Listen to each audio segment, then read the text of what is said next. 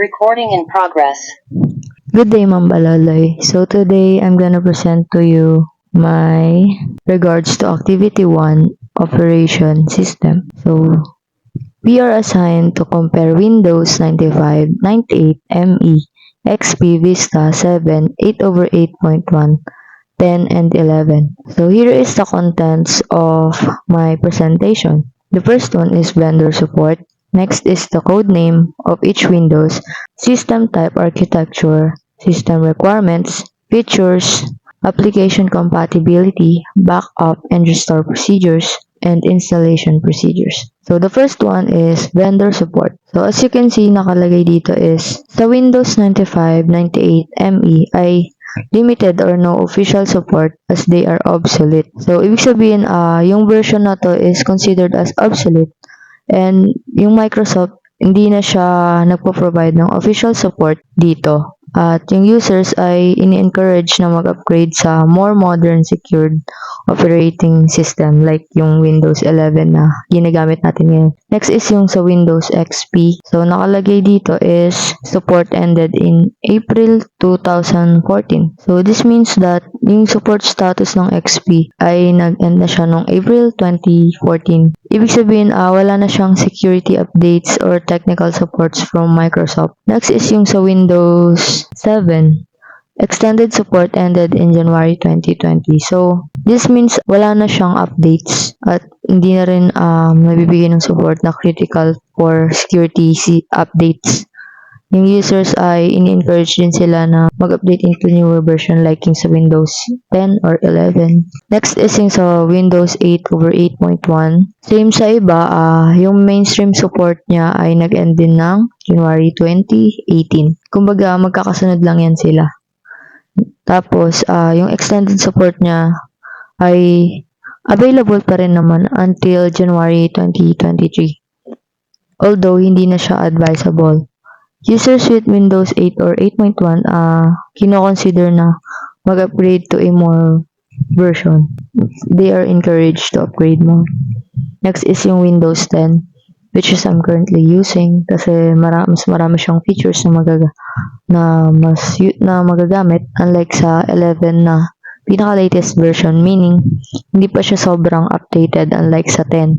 So, ang support status ng is as of update is 2023 nag-update pa siya. It is still under mainstream support. This means user receive regular updates including security patches and new features. Next is yung code name. Dito is ipapakita ko lang sa inyo yung mismong code name ng bawat Windows or system. So yung una is Windows 95. Chicago was the code name for Windows 95 during its development. Yung name na Chicago ay napili siya nung early stage of development ng Windows. Naging isa siya sa pinaka-iconic na nirelease na may start menu and graphical interface. Next is yung Windows 98 na tinatawag na Memphis. Alam ko iba sa inyo, alam na to. So, Memphis was the code name for it. Like Chicago, yung Memphis associated din siya sa significant upgrade in the Windows operating system, introducing improvements over Windows 95. Kasama dito yung better hardware, support, tsaka yung integration ng Internet Explorer. Next is yung Windows ME Millennium Edition. Yung code name niya na Millennium is na-release siya noong 2000. Hindi siya stable sa predecessors and may relatively short lifespan lang siya unlike sa mga naunang Windows. So next is yung Windows XP na tinatawag nilang Whistler. So yung Whistler naman is nag-aim siya para mag-merge ng consumer-oriented Windows na more stable sa Windows NT 2000 line.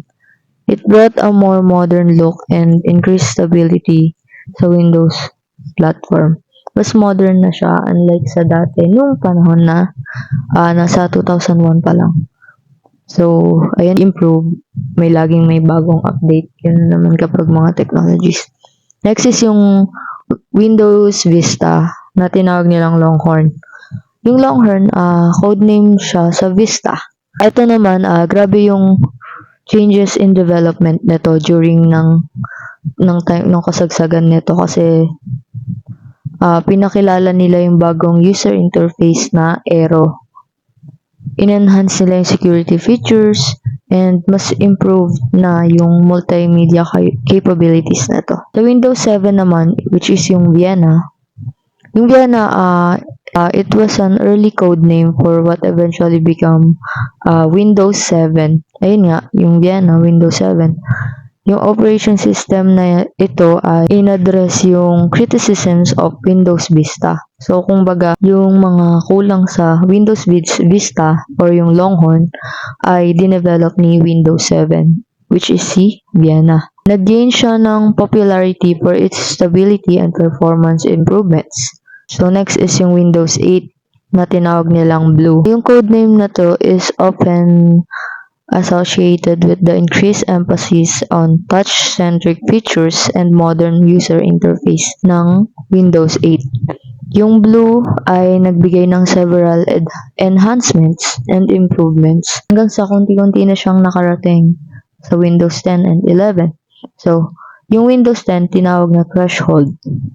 Windows 10 marked a departure from the traditional versioning approach, seeming to continuous update the model. So, binalik nito yung start menu, which is yung pinakauna, yung katulad sa Chicago. Nag-aim sila ng continuous update model at nag-introduce ng range of new features and improvements. Kumbaga, mix of all siya, ganun.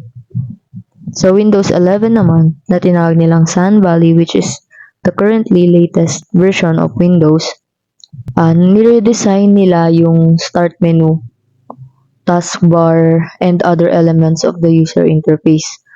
Yung 11, nag-focus siya sa mas cohesive and modern look na tinarget nila yung tastes ng consumers. Next is system type architecture. Windows 98 ay 95, 98, and ME ay meron lang siyang 32-bit. So, this early version of Windows, dinesign siya na 32-bit architecture. They primarily run on 32-bit processors and yung operating system nila is optimized for 32-bit instructions. So, hindi niya kaya yung higher versions ng mga systems like yung apps, ganun. Next is yung Windows XP. So, sa Windows XP naman, initially 32-bit and yung latest version niya is may 64-bit option. Windows Vista. Yung Windows Vista, it has 32-bit and 64-bit. Na-introduce ito as the mix of both. Kumbaga, it already has the 32 and 64-bit before it was even updated. User could choose the version that matched their system processor capabilities. So, next is yung Windows 7, 8, and 8. So, parehas lang naman, 32-bit and 64-bit din siya. Sa Windows 10 naman, 32-bit and 64-bit din. While sa Windows 11 is 64-bit. So, ang explanation sa 64-bit na yan, bali nag-shift siya towards modern hardware and aligns with advancement in technology that favor a 64-bit processing for improved performance and capabilities. Kumbaga kasi kapag nag-download ka, although ang choice doon is 32-bit, it can accept the 64-bit pa din. Like, kunwari, you have 64-bit. Tapos, magda-download ka. You don't have to think twice if you have a 64-bit. So, everything is 64-bit sa Windows 11. Next is the system requirements. So, sa Windows 95, meron siyang pinaka-modest requirements compared to the later versions. Ang nire-require nito is 386DX processor, 4 MB of RAM, and 55 MB of free hard drive space. Next is yung Windows XP. Yung Windows XP naman, compared to its predecessors, Windows XP may mas mataas siyang system requirements. Siyempre, later versions nga yung sinabi ko sa Windows 95. So, nag-update siya ng bago na which is Windows XP na mas nagre-require ng mas mataas na predecessors. It typically required a Pentium 233 MHz processor and 64 MB of RAM, 128 MB recommended. Kung i-compare nyo sa latest version, mababa pa tong Windows XP kasi nga ano na siya, lumang version na siya. Next is yung Windows Vista.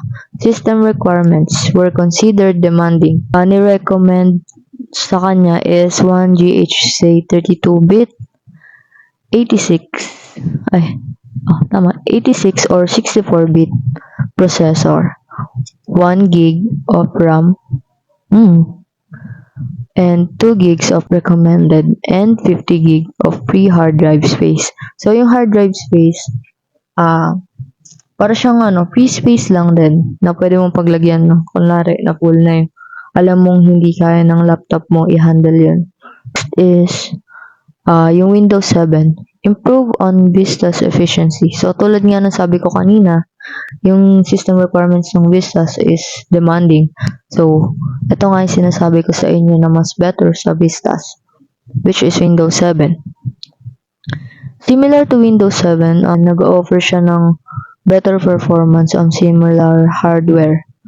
It typically required 1 GHz processor, 1 gig of RAM, 2 gigabytes for 64-bit, and 16 gigabytes of free hard drive space. So, kung mapapansin nyo, pataas siya ng pataas. Parang inflation. Joke lang.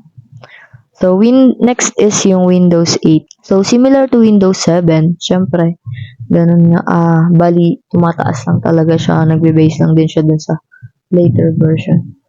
So, sa system requirements naman ng Windows 8, nagre-require siya ng 1 GHz processor, 1 gigabyte of RAM, 2 gigs for 64-bit, and 16 gigs of free hard drive space. Almost the same sa Windows 7. Next is yung Windows 10. Ito naman, relatively low on requirements. Ayan, nagiging maganda na yung development ng Windows during this period.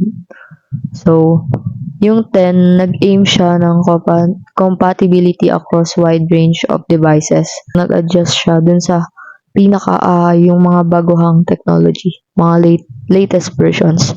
Features hindi ko na patatagalin. Yung lahat ng version niya ay nag-add ng new features and advancements ranging from UI updates to security upgrades.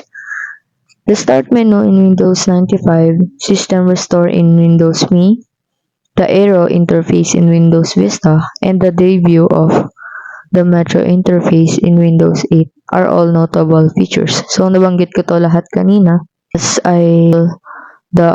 bawat period niya. You start sa Windows 95. Ginamit din ng pinaka-latest version which is yung Windows 11, yung start menu. Pero mas enhanced na yung version niya. So, next is yung application compatibility. Vary with newer versions. So, often nagpe-perform ito ng better sa newer programs. Tulad yung nasabi ko kanina yung Windows 11. Mas nagpe-perform siya ng maganda kapag yung device mo or yung hardware mo is mas bago. Like, mas latest yung version na gamit mo. Next is yung compatibility mode was introduced in Windows XP to assist in the operation of outdated applications. So, yung compatibility mode naman, in contrast doon sa Windows 11 na nag-focus sa latest version, dito naman sa XP is in-assist niya yung operation ng mga outdated applications. Like, ito naman yung mga hindi na-update na application or yung mga softwares. So, ayun, next is yung Windows 7. Mas compatible siya than Vista. Siyempre, this is the better version than Vista. So, we expect more development in here. So, Ito, mas compatible siya sa lahat, unlike sa Vista na nagre-require ng demanding requirements. Next is yung Windows 8, marked the beginning of a change towards a more app-centric approach.